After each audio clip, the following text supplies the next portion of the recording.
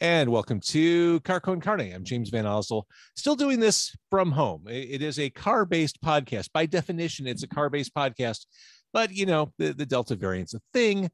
Corona is still a thing, and the enthusiasm in strangers to sit in the front seat of my car, eating pizza, sharing tacos, pretty low. Same with me, to share that space with strangers, and the optics are perhaps not so good. So for now, Car Con Carne back here from home. This is episode number 667. Holy crap. And as this is happening, the sister podcast of Car Con Carne, The Music of Chicago, just launched episode number 4. It is a podcast with music. And I know what you're saying. Podcasts don't have music, and that is generally true because of copyright law, and you can't share someone else's copyrighted content in a mechanical download, which is what a podcast is. However, all the contributors to the Music of Chicago podcast are the music license holders, and they have testified as such to the Music of Chicago via a sign-up form on carconcarne.com. All the music is provided generously by the people who created it, and it is all independent music from Chicago, the Music of Chicago podcast, episode 4, available on all the platforms. You can also link to it from carconcarne.com because they're sisters and stuff. Speaking of music here on this podcast, my guest tonight, oh, this is exciting. Here we go. My guest tonight is Camille Rose Garcia. She's a punk. She's also a fantastic artist whose portraits are just dark fairy tale, super colorful things. But before we talk about your artwork, and I want to share your artwork, Camille, I want to talk about your artwork. I want to talk about your past. Yeah. Are you nostalgic for the past, from your days playing in a band, doing the Real Minks? Yeah, I am actually. I remember at the time because I had already graduated from art school and been through grad school, like the whole 6 years of that. And I got out, it was 94 maybe. And I just wanted to play music. That's all I wanted to do. And, you know, the way the Real Minx came together was very organic. And I remember at the time, sometimes you have that moment where you're like, I'm never going to have this moment. Like, this is the time to do it when I'm this age, because whatever life I might do, you know, something else or painting or whatever. But I remember having that thought at the time of yeah, we're doing it, and this is the time to be doing it, you know?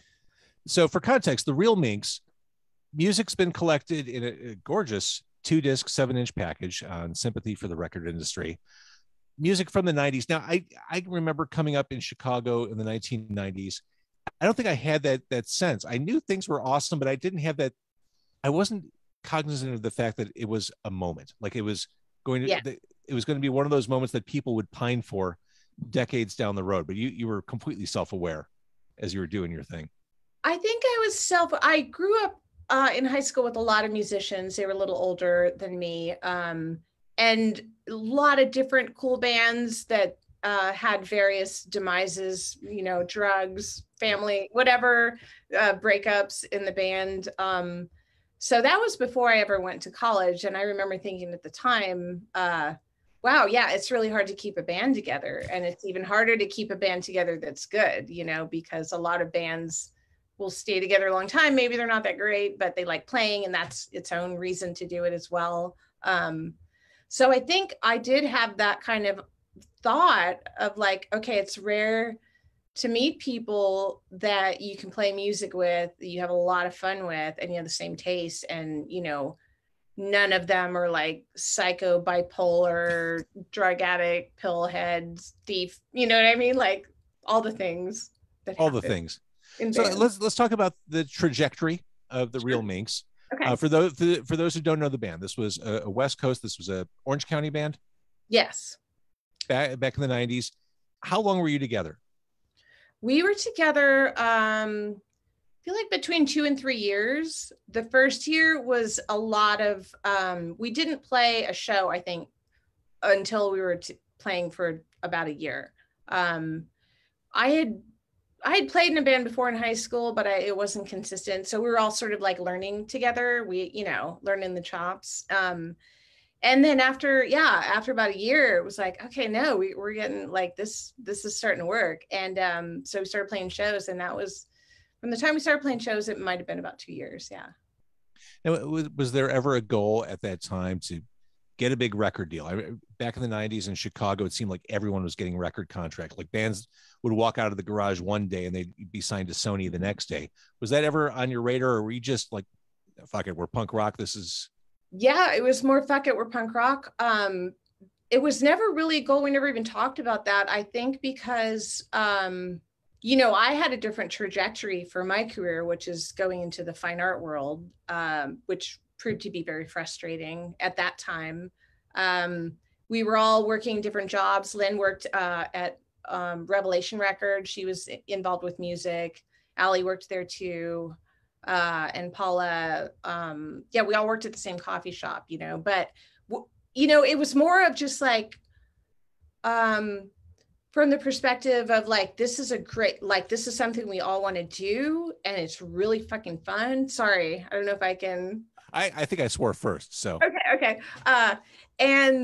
And we wanted to keep it rolling. We wanted to play shows. And it was really like, the thing I love about music most is that it's collaborative and it's immediate, and it's sort of ephemeral as well. So, you know, when you want that feeling of like, oh my God, I'm nervous and I'm excited and I don't know what's going to happen, you know, like be in a band and play live shows because it's the best feeling, you know. So we didn't ever, I don't think we had the idea that we were going to, you know, be on some record label or go for the gold there. It was more like, can we sing and play guitar at the same time, you know? So tell me about what this 7-inch compilation is. Tell me about these recordings. So this is so cool because we recorded, you know, in the early 90s. We had a set, you know, we had like about 10 songs. We selected a few to record with our friend Mike McHugh, who I didn't realize how good he was really until much later, because I didn't know anything about recording music. Like I said, I hung out with bands, but not recording, you know, like in the studio. And back then you couldn't really watch a bunch of YouTubes about like, how do you do it? What do you do? So everything analog, you know, onto 1/4-inch tape. And, you know, basically I did all the vocals in the first take because I just didn't think, I was like, well, that sounds great to me. Like, it didn't occur to me to do it over and over. So all the vocals on this record are the first take. And yeah, so basically we recorded those. We put out one little single, which is 2 songs. We did that ourselves, but you know, at the time we were all broke. We didn't have, I mean, I barely had $5, you know, to my name really. So we put out the little single, and then we kind of sat on the recordings. And we thought, you know, maybe we'll do something with it in the future. And then just various life things, like I moved to LA and Lynn moved to LA, and we both had really old crappy cars. We couldn't drive to Orange County for practice and play shows and work 40-hour week job, you know, those things that happen. So basically Paula kept the recordings. Paula, who's the guitar player singer, she kept everything intact and free from ruin or rain or mold or anything. She kept all the posters we did. She archived everything. I was going to say every band has its own archivist. Yes, Paula's the archivist, because I was like, I never knew what happened to, you know, I was like, I don't know what state those things are in. And so how we ended up on Sympathy for the record industry is Long Gone John, who owns Sympathy for the record industry. He's a big art collector, and he's a big collector of mine. And he always was interested in the Real Minks, and he loves girl bands. He loves women fronted bands. So he had put one of our songs on All Right This Time Just the Girls Volume 2. There's 2 volumes of that record. So we were on that, and he always was asking me like, oh, well, did you guys record anything else? And do you have those tapes? And I was like, yeah, we did record them. I don't know where the tapes are, you know. And so by chance, Paula lives in Seattle.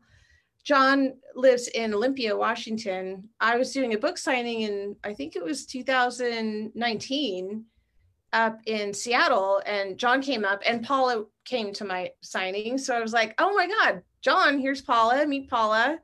She knows about the tapes, like where they are, do we have them? And it was great. Like, she was like, yeah, I kept them. I have to, you know, she had to do some process where you get them, I think, like baked so the tape doesn't stay sticky. And, he was like, okay, let's figure it out. I want to hear them. And it was so cool because I had not heard most of those songs that we did in like over 20 years. And when I heard them, I realized like, oh, these were actually recorded really well. And it's so cool to have that kind of like the one take and, we all played in the room together and that kind of thing. Wasn't a lot of like overdubs, all that stuff that you can do now, like endless changes. None of that was happening. So it's a very like raw recording of like a moment in time of an obscure girl band from Orange County in the 90s.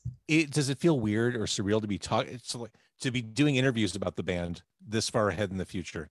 Yeah, it totally does. But I'm I kept kind of coming back to music after the Minx, like in between or shows, like, okay, I'm gonna buy another bass. I want to get something together. And it's just been hard to really, do anything consistently since then. But yeah, when it kind of came together, I was already having the thought of like, there's no reason to not play music if you're older, if you're female, if you have kids, if you have a day job. Like there's just, it doesn't matter. If you love to play music, So yeah, me and Paul have been kind of talking about like, what, we should write some songs again, because we didn't realize at the time like how well our voices work together. We both sing, on a lot of the songs together. And, you just realize how rare it is to find something that works so well. And I guess 20 years later, it's like, okay, now I know. That's awesome. And the pressure is kind of off. If you start doing more or reconvening the Real Minx, I mean, you have your proverbial daytime pursuits. I mean, you can really just do it for the love of the game. Right. Exactly. And that's like, there really is nothing more freeing for creative pursuits than if you don't have to monetize it, Amen. Yeah. Amen. And so this is like, we don't have to monetize it. We don't have to try to get on a major label. We don't have to do any of those things. I don't have any expectations of ever making money from rock and roll. And, I don't think anyone else does either. But in a way, it keeps it the most honest and fun. The second kind of trying to like, even with art, it's difficult sometimes, like what I want to paint versus what might sell well. There's always those considerations. But yeah, for art, there's always a lot of pressure, like, oh, it's my career, this like, it's always really important, and not that music isn't, but music is sort of like my free fun space, Well, so the 7-inch compilation, no surprise, it looks cool. The packaging is fantastic. I would expect nothing less. Even like the inner label, the circular inner label, looks like something very classically like 1950s and old school and cool. It's just there's a poster included. There's a button. It's so where do people go to get a hold of this? So you can get it from my web store, which is Camille Rose Garcia. What is it? CamilleRoseGarcia.com. You just click on the link that says store, but it's like Camille Rose Garcia store.bigcartel.com. So I have them on there, and that one comes with the special sign poster and the button. You can get them. Now, I'm not sure. So Sympathy doesn't really have like a mail order thing in place right now. So I'm not sure like what stores are carrying the single, like a indie record store. I'm not sure of that information. So, well, I think this is a fine excuse to go to your website and see all the other stuff you do, because we're going to get into that too. But what a cool package. And could you have ever imagined back in the 90s when the band started that in 2021 you'd be talking about vinyl releases? Like, oh yeah, not at all. Bananas, right? I mean, it's bananas, and I love it because growing up with records, like that was just the best format to be able to put it on and like listen to it the whole way through. I mean, I don't do Spotify. It kind of annoys me. I don't like any interruptions, in the record. I don't want a commercial. You know what bugs me with all the streaming services. The algorithms are always wrong. The recommendation engines never work for me. There's nothing has compared up until now with the recommendations of my friends or the people I know. Nothing has even matched that. The robots are not going to figure you out the way that your friends will. That's for sure. For sure. Okay, so the website, CamilleRoseGarcia.com. Yeah. That's where you can go to get this cool compilation from the Real Minks. Yeah. But when you're there, if you're coming there for the music, oh my God, guess what you're going to find? You're going to find some fantastic artwork because you are a celebrated artist, book publisher, author. You've done all kinds of cool shit. I mentioned dark fairy tales earlier. That's kind of the way I see what you do. Dark fairy tales and glorious color. How would you describe your style? Yeah, it is sort of like psychedelic kind of, psychedelic fairy tale. I use a lot of symbolism in the work that has been sort of layered over time, maybe with Disney, maybe with early cartoons, maybe with, I don't know, just a lot of like pop culture kind of references. So yeah, that's a good way to describe it. It's a really distinct singular vision. You see your artwork and like, who that artist is, what that artist's mind, like it's a very singular approach and I love it. Can I share some of your images? Of course, certainly. I grabbed some things from CamilleRoseGarcia.com. Okay. And I wanted to just get some background, like where your head was at, what inspired it, where we can find this sort of thing. This is like a pop quiz. It is, but it's about you, so you're going to ace it. That's the beautiful thing. I can remember some things. It's like, what? I don't remember making that piece. Like, seriously. Oh, wait, hang on. Let me do this. I think I need to stop recording. In order to share the screen. There we go. Okay. It's been a while since I've done this. You think I'm never going to have to use Zoom again. Yeah, I don't even know how to share the screen, or I would. Oh, I can't even grab this stuff. Oh, damn it. Sorry. That's okay. This is like a rookie move. I haven't done the screen share for a while. Sorry about that. Oh, wait, maybe. Oh, tricks. Maybe some tricks. Maybe. Yeah, no tricks. All right. I thought I could. Anyway. That's all right. What we would be doing right now is showing some really cool images. I do want to talk about one in particular, because actually two in particular that I was going to show tonight. The first being the Snow White Black Lagoon. So it's kind of twisted. There are rabbits. There's Snow White. There butterfly wing. What's going on here? I love watching your face trying to describe it.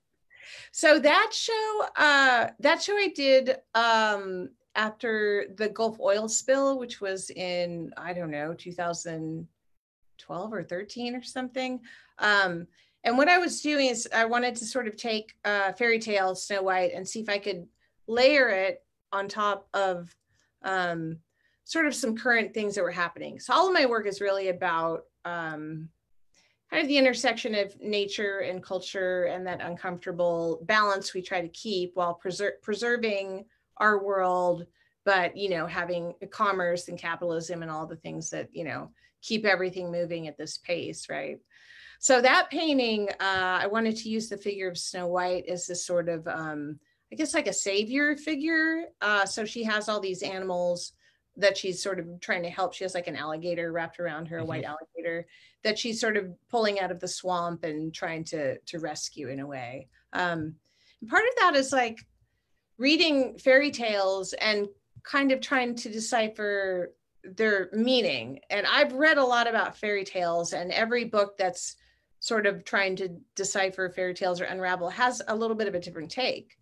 But you'll find that certain fairy tales or certain symbols come up across different cultures. So in Snow White, there's like the magic mirror and the dwarves, and those are all things that come up in this Mayan tale as well, involving a magic mirror and dwarves. And dwarves traditionally are, they represent like going into the earth and pulling out the jewels. So this sort of like mining thing, but about like you know, the sort of the dark underbelly in the earth. So there's all kinds of fascinating things about fairy tales that you can find out. So for this one, I liked the idea of Snow White being this sort of, well, she's sort of a symbol of purity, but I liked it in this other way of just like sort of pure nature. So this like sort of savior figure, you know, fixing. I love that. Yeah. And again, Camille Rose Garcia is where we can see exactly what we're talking about here. The other one I wanted to ask you about, I don't know anyone who's not a huge David Bowie fan, and you've got Hey Starman, right? I mean, this is classic Ziggy Stardust era, early 1970s Bowie glam with the eye patch. Obviously, you're a fan. Oh, yeah, huge. I mean, I listen to David Bowie and the Rolling Stones and T-Rex probably on the daily in the studio. And I don't usually do like celebrity portraits, but when he passed away, you know, I was listening to everything for a few days, and I just started drawing his face, and I had this painting. So I think the one you're looking at is a smaller, maybe watercolor on paper. I have a bigger painting that I did of him that's called Fade into the Dark Stars. And that one, I had this painting started, and it was like, it had all this sort of like green and purple and plants. And I had nothing in the center. I didn't know what I was going to do with this painting yet. So he passed away, and I was doing all these David Bowie drawings and studies. And I looked over and I was like, oh my God, no, he's got to go on that painting. I'm going to do a portrait. Like, I don't normally do them, but I just wanted to. And you made it very, very much you. I mean, it's definitely your spin, your take on Bowie. And because Bowie is Bowie, he means so many different things and can be interpreted. And so, there's no wrong way to portray David Bowie. No. You can never be too surreal with him or too left of center, because that's what he would have wanted. Yeah, and he's kind of beyond human. He really does enter the state of being like a god or a myth or something. So he's easy to work with in the iconography of the work I already do. You know, he sort of represents the masculine and the feminine, and music and Orpheus and, you know, all these great kind of symbols, you know. Most importantly, your favorite Bowie album. Oh God. Oh, this is hard. Okay, so it's a toss-up between Ziggy Stardust and the Spiders from Mars, and then what's the other one? There's three in a row from the 70s that are like those iconic. So it's like Hunky Dory. Not Hunky Dory. The Berlin trilogy, which would be Low Heroes Lodger. No, or then there's Diamond Dogs, Young Americans, Station to Station. No, hold on, I'm gonna have to look at my iTunes, because I have like. But yeah, probably Ziggy Stardust and Spiders from Mars. But I'm like, okay, wait, which one's Queen Bitch on? Like that. That's Hunky Dory. That's Hunky Dory. That's that fantastic. One's so great. Yeah, I mean, so I don't. Yeah, it's hard to decide because I love that guitar on Queen Bitch. I have a live version that's like in like 1978 in LA, and they're like totally hopped up on cocaine. They're in Hollywood, but it's so great. Like. Amazing. Yeah. All right. So to take it back to you, the Real Minx lives again. Yes. Right. A rising phoenix like from the ashes, reclaiming their piece of punk rock history. Sympathy for the record industry has pressed this onto glorious, gorgeous 7-inch vinyl. And if you buy the package, you get a poster and a button, and it's cool and it's awesome. That is available on CamilleRoseGarcia.com. We started to talk about the artwork. You're certainly at this point more well known for art than you are the Real Minx, although that could change. Whoa, that'd be cool. That could change. But you're certainly known as, you're a celebrated artist and just illustrator and just visual creator. We can see your stuff. We can buy your stuff on CamilleRoseGarcia.com. And it's a feast for the senses, Camille. Go to your website. Yeah, there's a lot. It is. I'm not a minimalist. No. All right. No. Thank you so much for doing this. I'm going to kill the Facebook Live. Stay right there. Thank you, everybody, for watching, listening, whatever it is you're doing with this. We appreciate it. Thanks.